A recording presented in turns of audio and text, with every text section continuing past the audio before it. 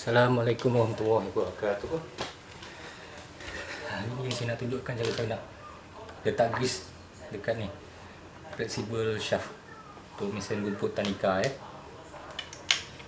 Mula-mula kita cabutkan klip bawah ni. Klip ni. Lepas tu kita tarik je.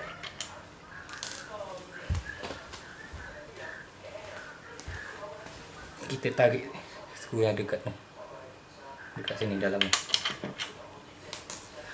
Lepas tu kita keluarkan dia. Kita tarik dia keluar. Lepas tu kita tarik dia keluar habis.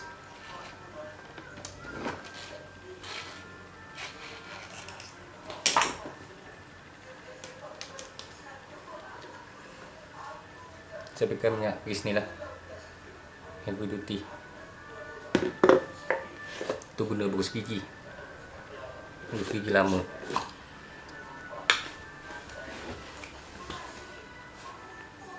Itu senang je, kita sapu je, sapu sikit, jangan tebal sangat, nanti bila mesin rumput dia keluar-keluar nanti.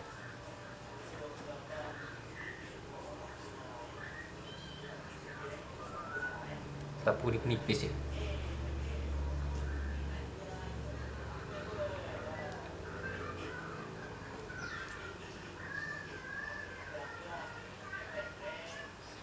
Senang, sapu, kita masuk.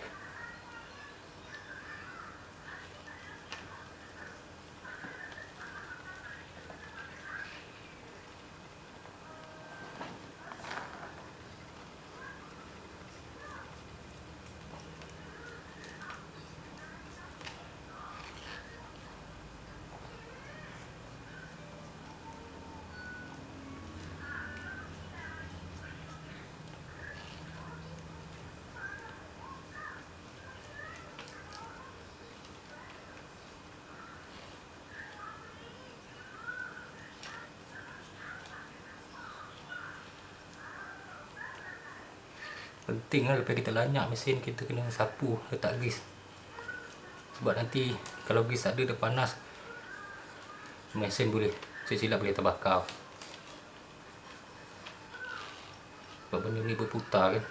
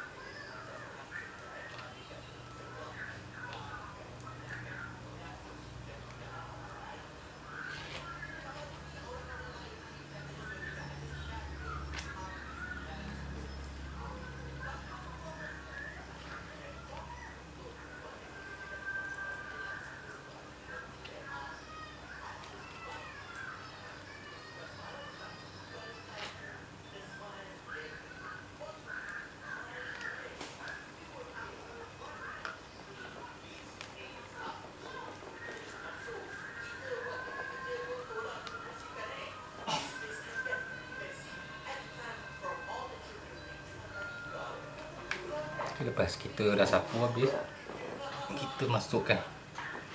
Kita try pusing-pusing dulu sampai dia boleh masuk macam ni. Macam ni sampai pakai ni. Pusing-pusing.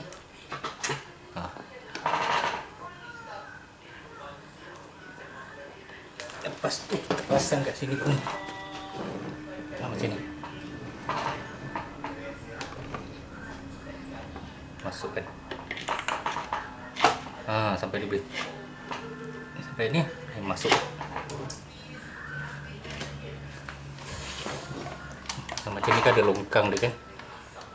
Pastikan longkang dia masuk habis. Masuk habis macam ni.